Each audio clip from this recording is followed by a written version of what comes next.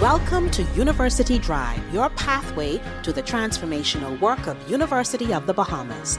Our goal is to build a better Bahamas by shaping tomorrow's leaders today, finding solutions to challenges, and forging new opportunities for growth.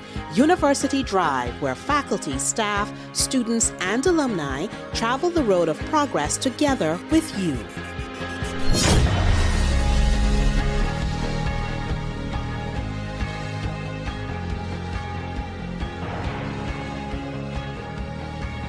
Welcome to University Drive. I'm your host, Dr. Craig Smith. We have another compelling conversation for you today. As most of us may know, Saturday, the 8th of March is celebrated annually around the world as International Women's Day. In light of this, we're excited to share that for the month of March, we will be focusing on the perspectives, aspirations, and experiences of Bahamian women who will be sharing how their leadership and imagination are making a difference in the lives of many people in the Bahamas and around the world. Our first guest in this series is at the forefront of change. In October, in an interview with Our News, today's guest said, and I quote, "When women win, everybody wins, because when women advance, they take everybody with them," end quote. This profound statement was made by Dr. Nyambe Hall Campbell-Dean.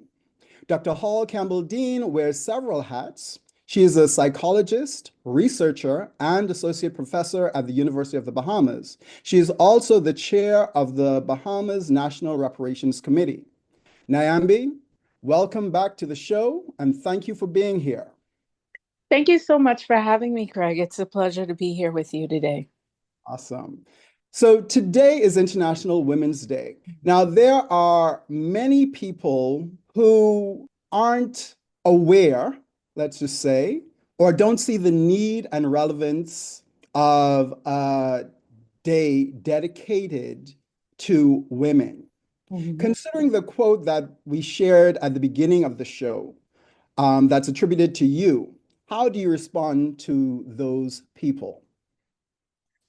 I would say that, despite the progress that we see happening in our community, in our environment, if we just keep it local, for example, right? In the Bahamas, we have a female commissioner of police. A Bahamian woman is about to be one of 6 to go into space. We have women that are really the majority of the middle and senior managers in our public sector. But we know that there are also some strides that women still need to make in our society. By and large, women are underrepresented in the House of Assembly. A gender pay gap still exists. And gender-based violence is still at alarmingly high rates. So while there is much to celebrate in the advancements that women are making, there's still a lot of work to be done.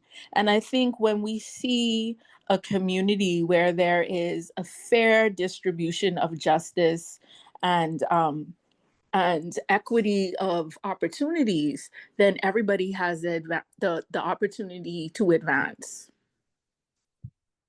Well, I think that some people may push back because they would say that, actually men are, poor us, men are being pushed out, right? There are all these feminists and they want more, and women no longer know their place, which is in the home. And now we're taking another day to focus on them. What more do they want in that? As you said, we have women going to space, we have women in parliament, women are running most of the businesses. What is your response to those people? I think one of the things that we have to understand is what we mean when we say feminist, right? Because I think for a lot of people, when they hear the word feminist, they think like this, rebel woman with her fist up and her head is bald and she's just like chomping men's heads off every, at every Right. opportunity. But really, what a feminist is someone who wants equality between um, the genders, between gender, right? A feminist is someone who wants everyone in society to have the same opportunities, the same access to opportunities, and the same um, ability to advance and achieve and strive towards their goals. And so, as Chimamanda Ngozi says, we all should be feminists, right? Like, we all should want everybody to have the same opportunities. And one of the things that we note in our society is that that's just not the case. And a lot of times when there is change, or when change happens, when we're trying to have change in our communities, right? Change can be a very uncomfortable thing. And so even if the change is an advancement towards um, something that is better, some people can perceive that as, well, I have to lose in order for you to win.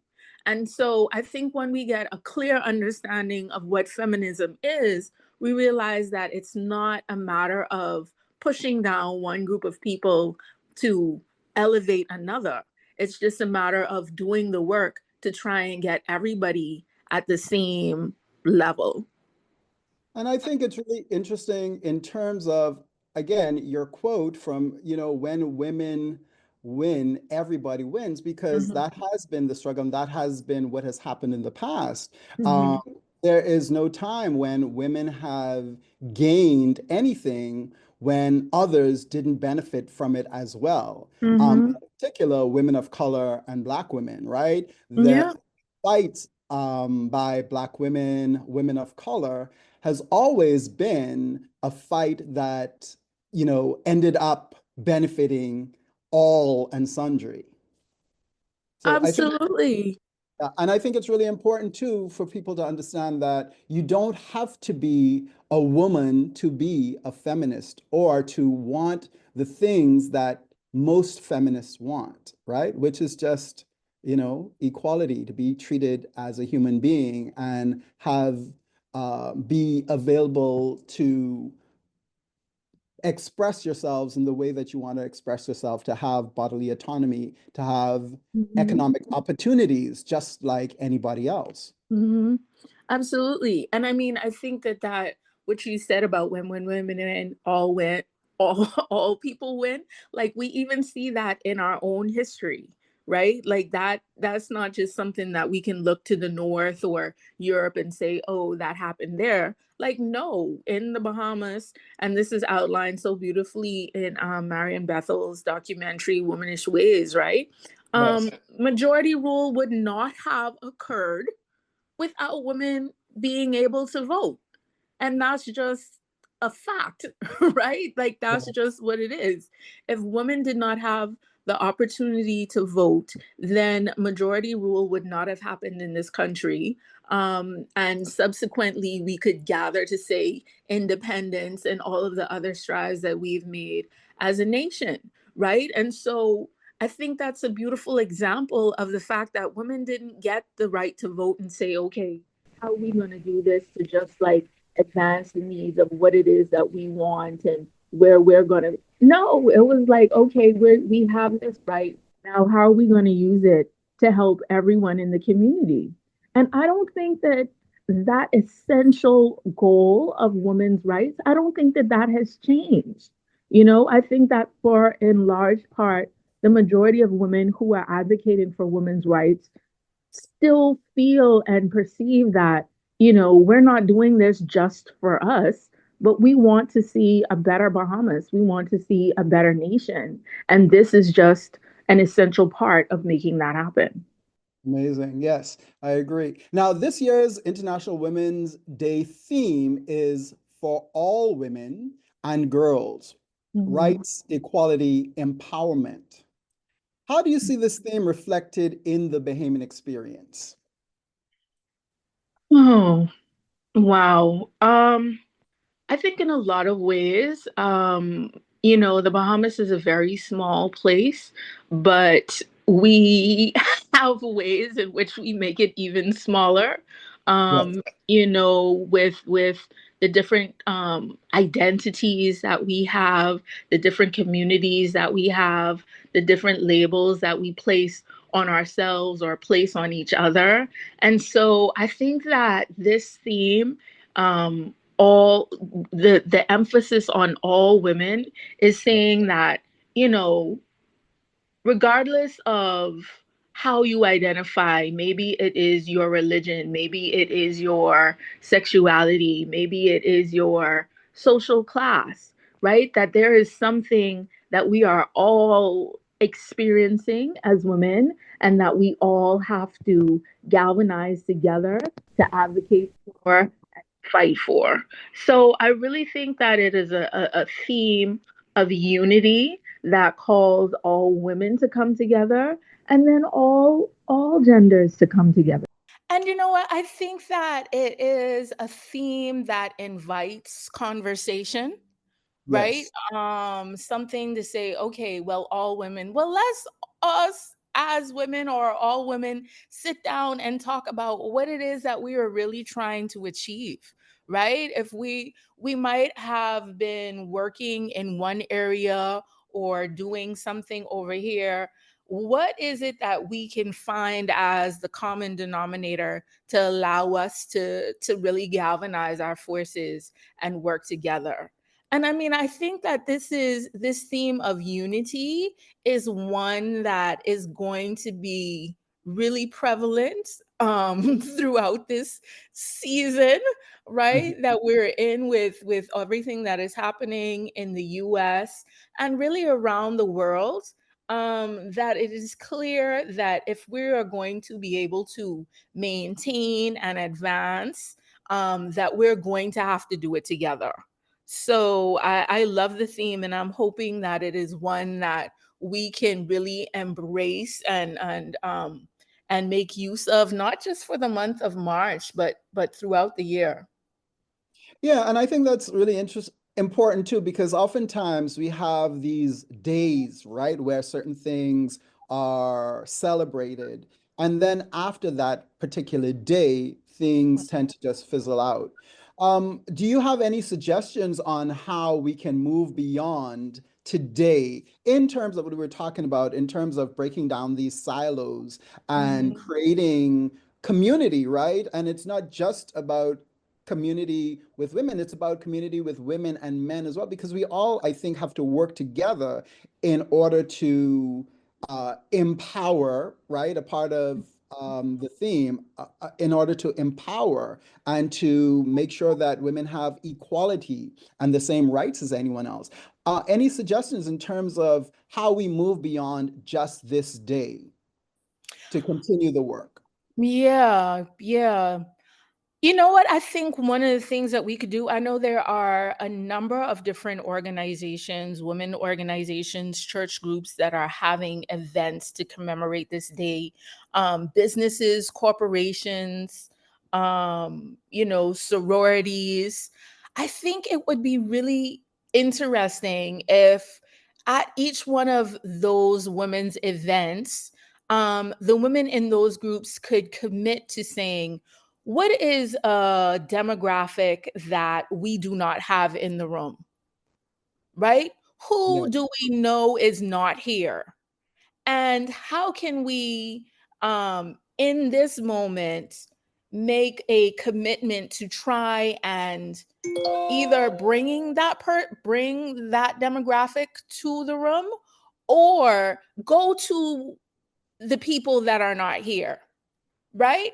So if you have a women's group that only meets in the east, and y'all do things about, the eastern road and everything that happens in the east, and everybody that comes lives, in Yamacraw and Winton and Twynham and Elizabeth Estates, make a concerted effort to say, you know what, next month we're going to go south, and we're going to have the meeting with the women that meet in the South and focus on Carmichael Road.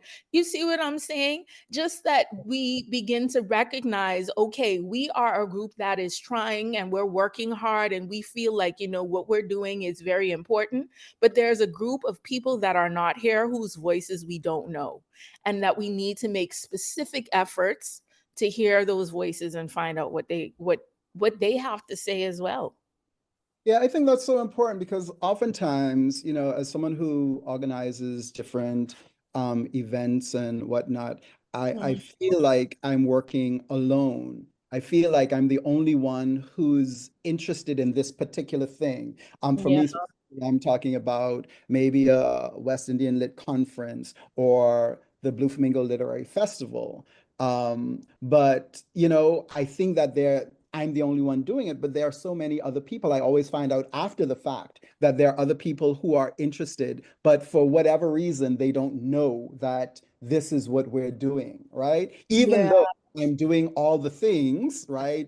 Blasting on social media and newspapers and whatnot. I think it's really difficult sometimes for us to be able to make those connections outside of our circles. And so, yeah, I think something what you're suggesting makes a lot of sense is actually getting boots on the ground and doing the work.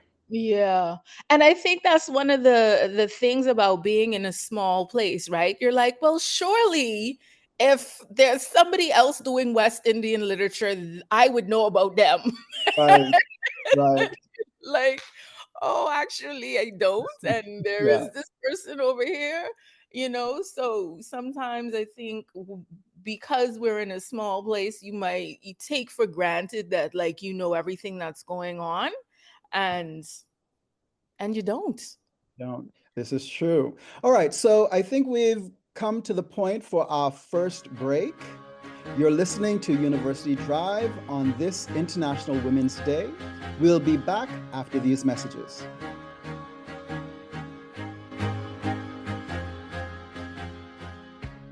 Chapter One Bookstore is proud to serve the students, faculty, and staff of the University of the Bahamas and the community at large.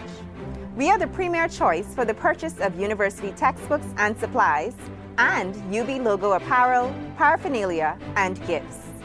We also carry a wide variety of school supplies, learning aids, and leisure books. Visit our copy center for all of your printing, copying, and binding needs. Chapter One Bookstore is located on the ground floor of the Michael H. Eldon Complex on University Drive. Shop with us on Monday through Saturday. You can contact us at 397-2650 or email at chapter1@ub.edu.bs. Follow us on Facebook and Instagram at Chapter One Bookstore. Chapter One, the premier choice.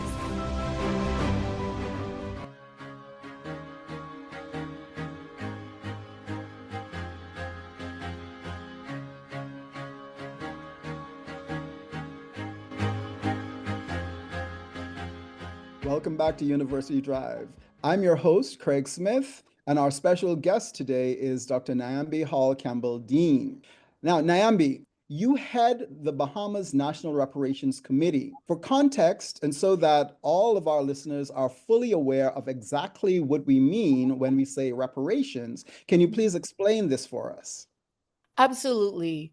So, in a word, reparations means justice, right? I like to start with the most basic definition as possible. So when we say reparations, we're talking about justice. Specifically, the Bahamas National Reparations Committee is seeking justice for what the United Nations has designated crimes against humanity.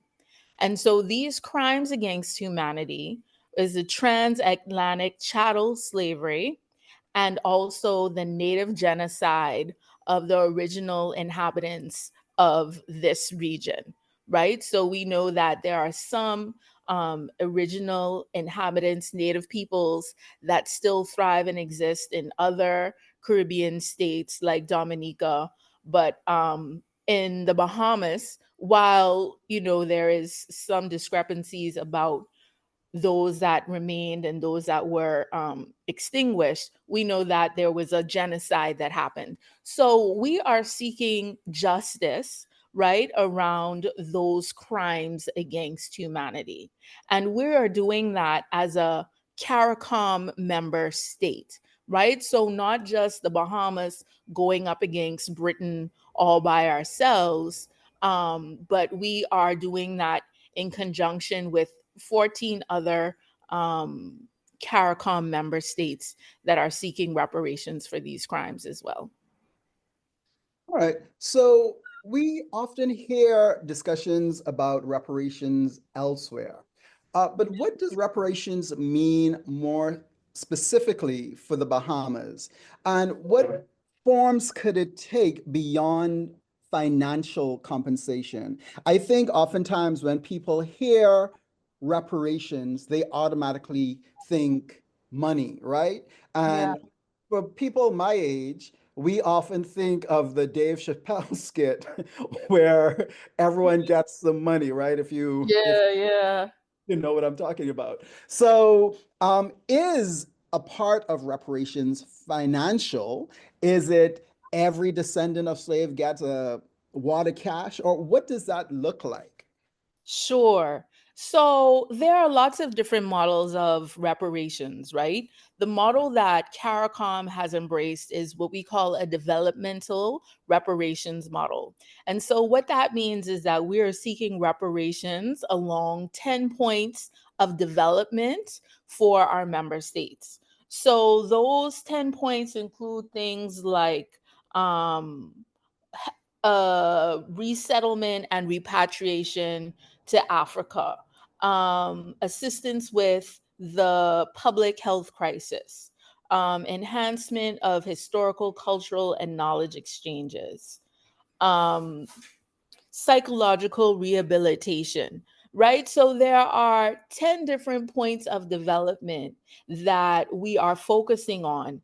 And so we're saying that when the reparations come, that the reparations will be placed into these different points of development. So it's not necessarily a cash, right, model like you may see in the United States, or that people in the United States are advocating for, or that even the survivors of the World War II, right, and the Jewish Holocaust received.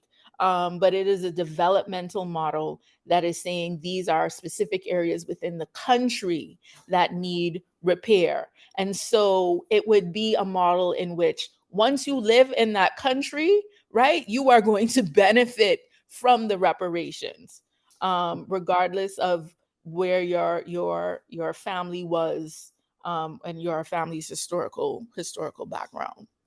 But Nyambi, why can't we just pull up ourselves by the bootstrap, right? Mhm. Slavery was such a long time ago. Colonialism was such a long time ago.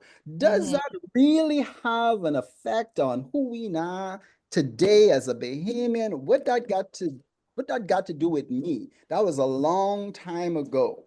My Yeah. it wasn't no slave, right? Can you give Right. examples for us of how the historical injustices of slavery and colonialism are present in our economy, in our education system, in our social structures, even today? Yeah. Um, you know, when people say it was so long ago, I think that we don't really understand that in so many ways it wasn't. I met a woman, granted she was an African American woman, but her grandmother was enslaved. Mhm. Her grandmother, right? Not her great, great, great, great, great. No, her Grammy was Right. an enslaved person. So we're still just, to give kind of context, we're still living in a society where we have people who are alive, and she was 60, in her 60s. This woman was in her Wow, 60s. that's Yeah. Yeah, so we're living in an environment where we still have people who are alive who were touched by the hands of enslaved people. So one, it's really not as far away as we think.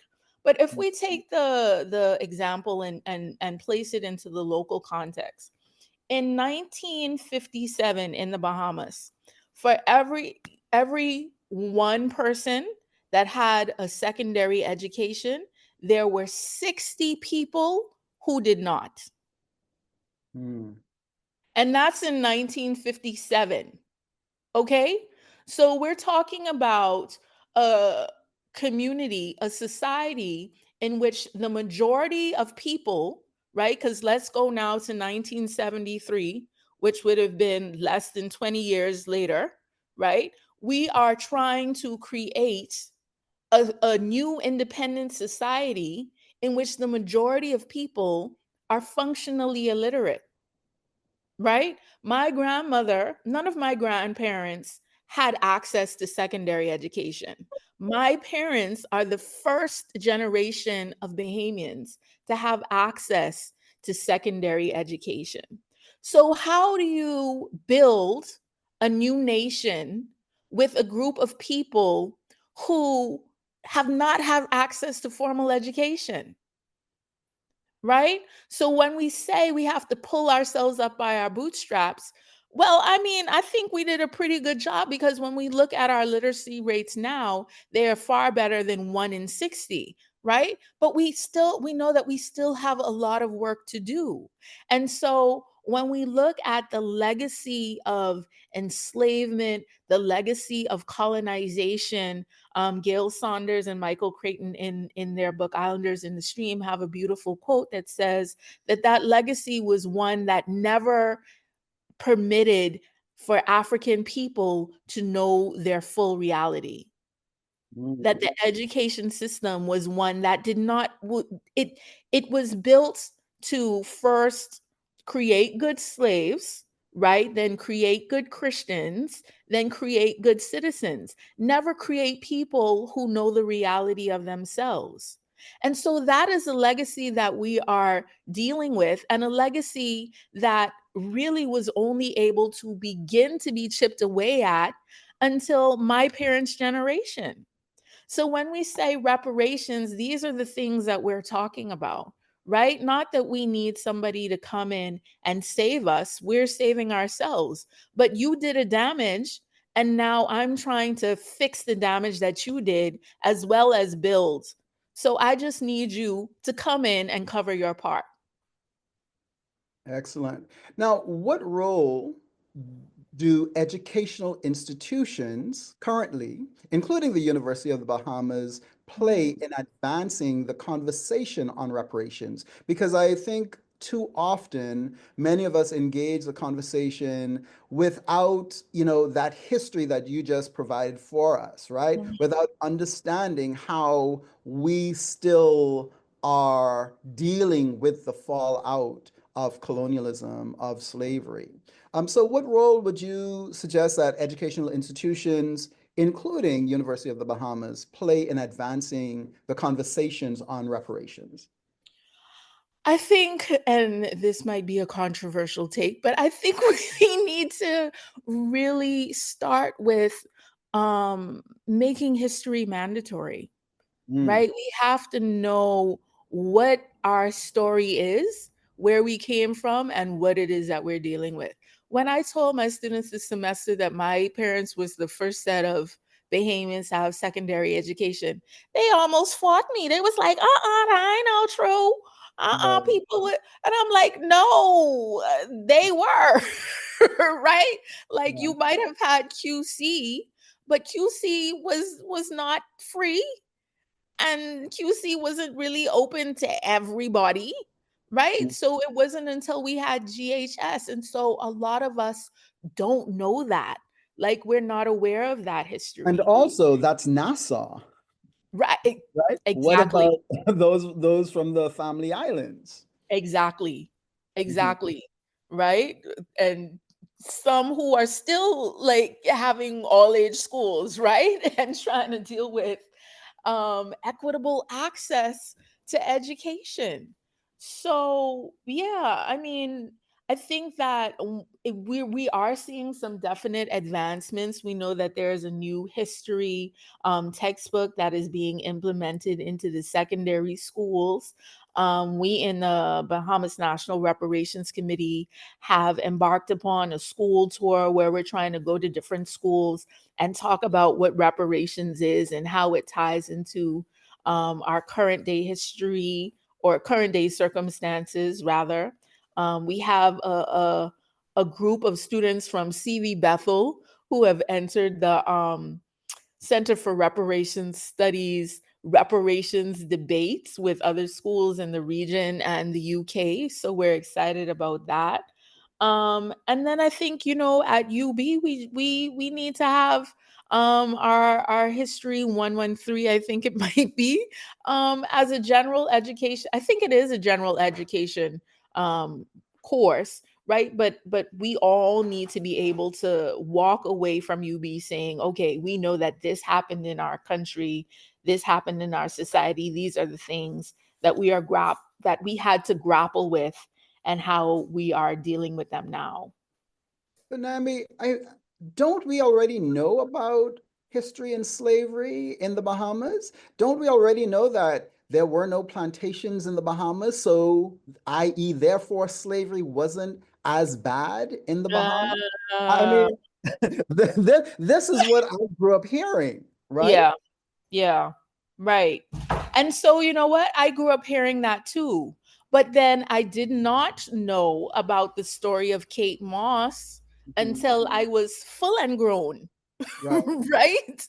Um, poor Which Black has Kate. now her story has now been made into a fiction novel, a historical fiction by Mhm. Ian Strawn. So her Blind Days, right? So Yeah. you can buy that and find out a little bit about her. Absolutely, absolutely. But even to note that this enslaved girl, really, right, on the island of Crooked Island, where my father is from, that her story was so profound that it was used by abolitionists in the UK, right? Mhm. I mean, we think of our context as so small, but we don't realize that you know, we've had that our stories have had international impact, right? We didn't grow up knowing about Pompeii or Corino. We didn't learn that there was resistance, and that resistance was always a part of the story of the people of the enslaved, Mhm. right? We didn't know that um the transatlantic slave trade was distinct and unique because it was the first um one of the first times in which the status of the enslaved person was based on the status of the mother, right? So if your mother was enslaved, you were automatically enslaved, that you could be born a slave and die a slave, right? Wow. These were the things that we don't know about the story. And so there's so much more for us to engage in and so much more to learn. And I think when we know those stories, that the things that we are grappling with right now make a lot more sense.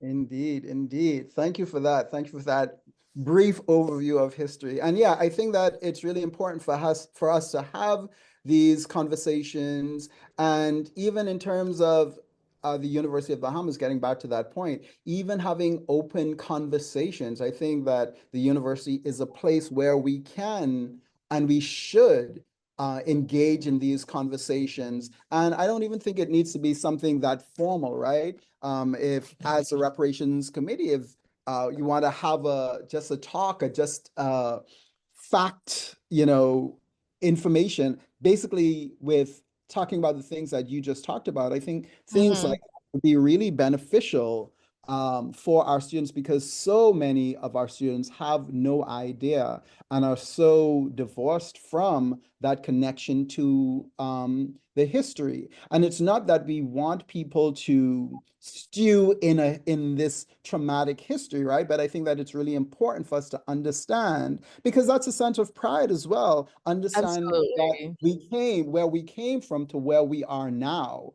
I mean, that's something to be proud of, and we should engage in that and be willing to talk about that as well. But also understanding how that history also handicapped us in certain ways.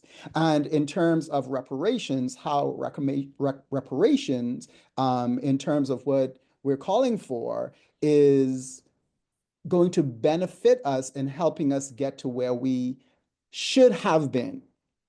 Exactly. Yeah. Right. And that's one of the key aspects of reparations, right? Because I think sometimes when people hear reparations, they think that it's this new radical thing, but there's so many different societies and contexts in which reparations has happened.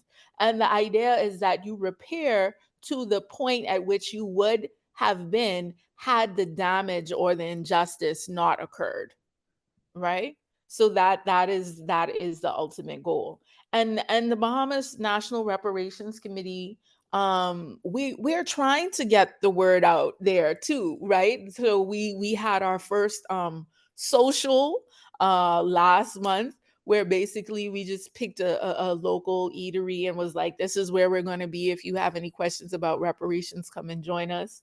And so, I would plug, follow us on our socials at 242 Reparations on Instagram and Facebook and Twitter, because it will forever be Twitter to me, right?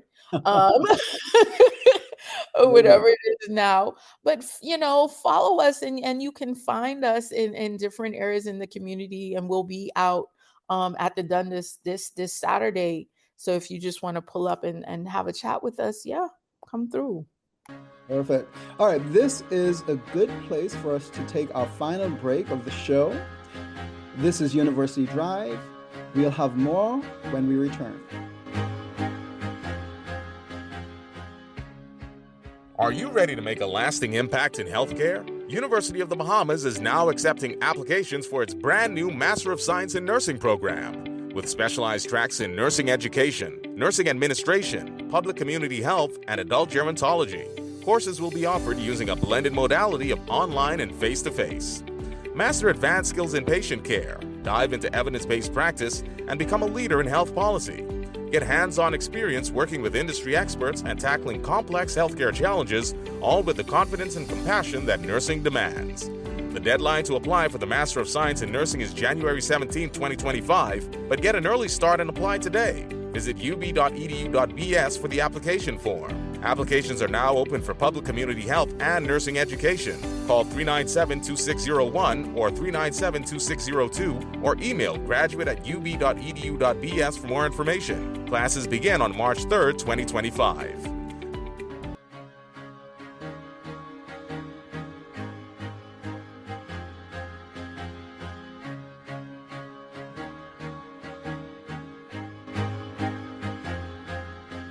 Welcome back to University Drive. Our guest today is Dr. Nambi Hall Campbell Dean. Nambi, I know that you are also involved in Character Day, which is usually held in October. Can you tell me a little bit about Character Day, what's involved, where did that come from? But also, are we as a society paying enough attention to intentionally cultivating good character? Sure. So Character Day Bahamas is an initiative that sprung out of the PACE School for Girls. And the organizers there were realizing that they were providing, the resources and the education for the young girls in this program, which is a program for teenage mothers, right? But a large part of what they were missing was just to focus on their self-esteem, right? Their sense of self, their self-efficacy, and their character. And so we were able to collaborate with an initiative out of the US, a Character Day initiative, and just begin to have sessions every year. It's kind of like the way that I start the school year, where we work with educators, HR representatives, giving workshops on different themes around building character and implementing good character in your schools and in your workplaces. Interesting. What has been the how have the young women, I guess, is this just a program for women, young women? No, so it started with right the PACE initiative, but now we have schools throughout the Ministry of Education that send their guidance counselors or different teachers and administrators to the Character Day workshops every year. So, for example, CC, I know in the past they had on Character Day their entire school go to different places on the island and do and volunteer, right? Some would go to like the Percy Rogers home and volunteer there. Some would do like beach cleanups, but the whole school would just leave campus and do something around volunteering in service on Character Day. We have representatives that hail from Auckland and the Berry Islands. So it's really grown to be an initiative that is throughout the archipelago, which is something that I'm really excited about. And we have different character programs. There are grants that people have gotten, so they've initiated programs like mindfulness, after school programs for kids, teaching kids how to be mindful and engage their breath, and maybe even a little bit of yoga. Craig, I think you'd like that, right? Yeah. Um, yeah, so a lot of different initiatives have occurred. We have our character heroes, where we have people nominate persons in their communities or their workplaces or their schools that demonstrate exemplary character and maybe aren't on the news or get the major recognition, but through character, our character heroes, they get to be acknowledged for demonstrating good character in their environments. So I think it's a really important initiative. And to your question about character in our society, I mean, I think that it's something that at our core we need to continue to do. When I think about like traditionally, when we think about like Bahamian society, manners was very important, right? Manners and respect would take you around the world, grow up hearing that. And now you sit at a red light, and before the light even turns green, right? People are honking you off that light so fast and calling you this and that. So I think that a focus on character is something that is very much needed in our society. Are there psychological differences in how character is developed in small island nations like the Bahamas compared to larger countries? Wow, I think that that would be a really interesting thing to research or look up. I know we had a conversation in one of my classes the other day. It's a personality psychology class.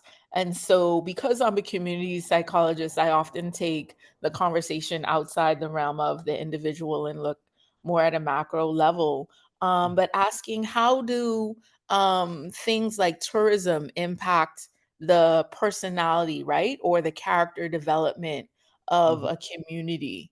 When you live in a service based economy, does that help to develop good character, or does that help to develop as some of the students were arguing, a fake character, Right. a persona, and then you're always trying to question like who you are really.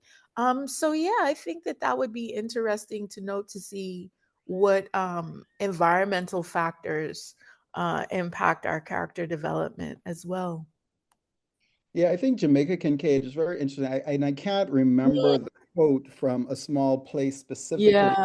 where she talks about, again, of course, Antigua being a tourist economy, and the tourists who came in, who and the colonizers who came in, who acted like animals and expected the locals to have good manners, right? And Yeah.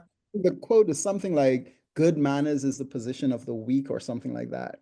Mm, And so I just thought that that's interesting in terms of thinking about that the tourist economy and how we think about character and what that means in terms of good manners, which is about acquiescing and, just nodding and smiling and saying yes. mm, Is that necessarily good character, right? Because I think sometimes when we think about good character, we don't necessarily think about the fact that, me standing on principle and refusing to be treated in a particular way, that mm, mm. that is good character as well, right? And I Yeah. think in terms of nation building, can you talk a little bit about the importance of what are the qualities of a good character? Because I don't Mm, know that, getting back to your point, yes, saying good morning and good evening and yes, ma'am and no, ma'am, those right. important aspects of good character, but it's more than, I would argue that it's more than that, right? It has to be more than just acquiescence. Can you talk a little bit more about how we can train young people to develop good character, which also includes standing on principle and refusing to be disrespected in certain ways, right? And again, I'm not talking about, someone speaks ill to you and you fight, but in terms Yeah. of creating a character, a sense of self that empowers you to speak truth to power. Right. And that's so interesting, right? That's a really, I think, interesting question, because in so many ways, good character is tied to this perception of being mannerly, right? Right, And again, like if we go back to our history, mannerly for who, right? Mannerly for what purpose? Like what is it that we're really trying to serve? In Character Day Bahamas, especially when we first started, we always used to highlight this periodic table of characters, right? So we're talking about not just good manners, but things like grit, right, zeal, love of learning, courage, right? Maya Angelou has a quote where she said that courage is her favorite character, because without courage, you cannot enact any other character consistently or well, right? Like you need courage to love. You need courage to stand up in the face of um injustice, right? And say, "Well, no, we're not going to do it that way, even if you do perceive me as rude or unmannerly or not fit for service." So I think that it's really interesting, because in so many ways we value the um person who can pop off quickly and have a strong retort, right? right. But does that also manifest into you being able to stand in the face of not just a slight of your ego, but an affront to your rights? Yeah. Yeah. So in this conversation about character and this day being what it is, Who have been some of the people most influential in your life, helping you to build that character? Who are some of those women who have influenced you? Wow. I mean, definitely my mother and my aunt. Um, I mentioned my grandmother. So my Mhm. grandmother was a straw vendor. She was born in Andros, in a little community in North Andros that doesn't even exist anymore.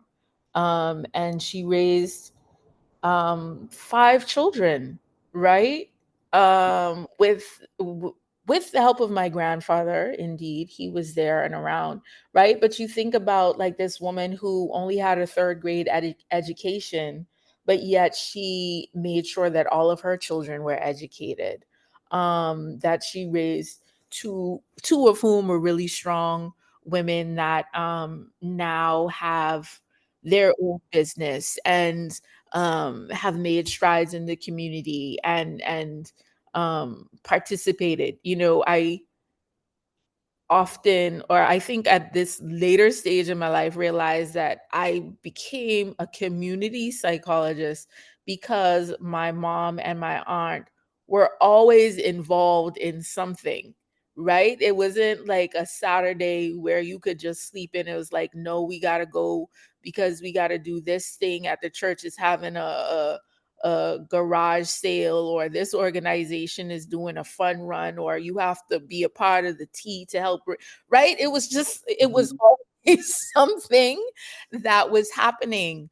And so, I mean, the women in my life have been really instrumental, but my father as well, just, my family and my community. Um, my mentors in school and in college, who ironically have all been men for the most part, right? Mm. Yeah, I've been really, really lucky, I think, to have really strong people um, in my journey to help guide me. Amazing. And how are you paying that investment forward Mhm. to others? So, I mean, through Character Day Bahamas, right? Through the National Reparations Committee, through hopefully my students would see it in my teaching. You never Hold your know breath. what exactly. You never know what they're taking away. And sometimes you don't know until after they've left, right? And they come back and you see them in Starbucks and they're like, I don't know if you remember me, but I was in your class and you said this. And you get that little nugget that they remember and they hold on to. But I think I try to do it just in really being authentic in what it is that I'm doing, and that I engage in things that genuinely excite me and that I feel like I can engage in with my whole self, um, and enthusiastically, right? So this work with reparations it's not just like a title for me. It's something that I feel is our way towards not just justice but freedom, Mhm. right?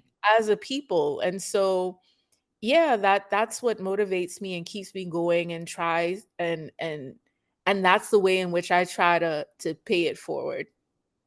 Awesome. Amazing. Okay, I think that we've reached the end of our show. Do Hmm. you have any final thoughts to share before we head out? I would just like to say thank you for this opportunity. I think that, and just to remind everyone that, again, right, when women win, we all win. Sometimes it may feel like advancements in one way is a detriment to the other, but that we're all in this together, right? And so we have to figure out how we're going to work together, listen to each other, go in spaces that we may feel uncomfortable in or unfamiliar with. But now is the time to do it. And we've made big strides in the past, and we can do so in the present and in our future. All right, thank you. Nyambe, thank you for your leadership and your insights. You've given us so much to think about today, from equity and women's empowerment, reparations, to ethics and character. Before we wrap up, how can our listeners support any of the initiatives that you've spoken about today? Yeah, so definitely follow us, the Bahamas National Reparations Committee, on our social media pages. That is at 242 Reparations on Instagram and Facebook, as well as Twitter or X. And just, search us out. You can find me at the University of the Bahamas, or on my Instagram, which is Culture Community Connection as well. We're all there. Thank you so much. That's it for today's episode of the show. But before we go, on this International Women's Day, I would be remiss if I did not acknowledge that I too, like Nyambe, listening to you, I too come from a home that was really held up by women, from my grandmother, Leonie Pickstock, my mother, Pamela Smith, her sisters, Wilhelmina Thurston, Faye Pickstock, Charlene Wildgoose. They were all, most of them, single women who raised strong, independent children. And I just want to take this time to recognize each of them for being strong, independent Bahamian women who just inspired me to achieve everything that I have achieved up to this point. And so I just really want to make sure that hopefully they're listening, and they know how much I appreciate and thank them for all that they've done in my life. So that's it for our show. Join us next time for University Drive. I'm Dr. Craig Smith, signing off for now.